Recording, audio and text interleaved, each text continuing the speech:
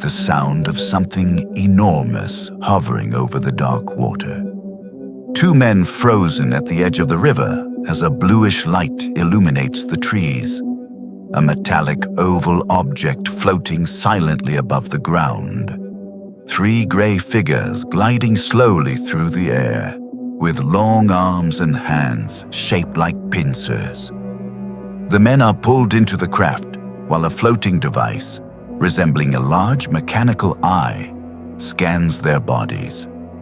Seconds later, the two are dropped back into the mud along the riverbank, shaking, trying to understand what just happened. On that October night, along the river in Pascagoula, Mississippi, United States, a simple fishing trip would turn into one of the most disturbing encounters ever reported with something that did not seem to belong to this world. It all began on the night of October 11th, 1973. Charles Hickson and Calvin Parker were quietly fishing along the Pascagoula River in Mississippi. It was a silent night, with nothing but the sound of insects and the slow movement of the river. Then the sound came, a strange metallic buzzing, unlike any engine or boat. When they looked toward the noise, they saw a bluish light appearing between the trees. Within seconds, a metallic oval object was hovering a few meters above the ground, its surface smooth and showing no sign of propulsion. Before they could react, an opening appeared on the side of the object. Three figures emerged. The creatures were about 5 feet tall, with wrinkled gray skin, elongated heads, and something resembling claws in place of hands. The strangest part was the way they moved. They did not walk. They simply glided slowly through the air toward the two men. Suddenly, Hickson and Parker realized they could not move their bodies, as if an invisible force was holding them completely still. Without touching the ground, the two men began to levitate toward the object. Inside the craft, Hickson described a space illuminated by a soft white light with no visible lamps and no panels or controls in sight.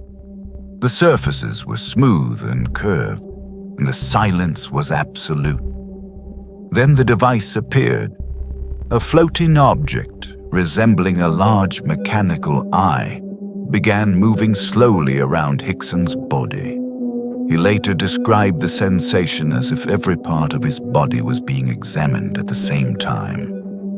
No pain, no contact, just a silent and precise scan. After a few minutes, the two men were taken back outside and dropped again on the riverbank. The object then closed and slowly rose into the air, disappearing into the darkness. Still in shock, the two men went to the sheriff's office in Pascagoula to report what had happened. At first, investigators suspected the story might be fabricated. To test this, they left the two men alone in a room with a hidden recorder. The recording captured something unexpected.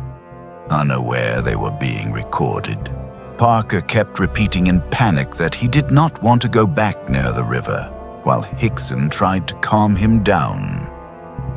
Over the years, the case would become known as the Pascagoula Incident, one of the most famous close encounter reports in modern history. To this day, no one has been able to explain with certainty what appeared along the river that night.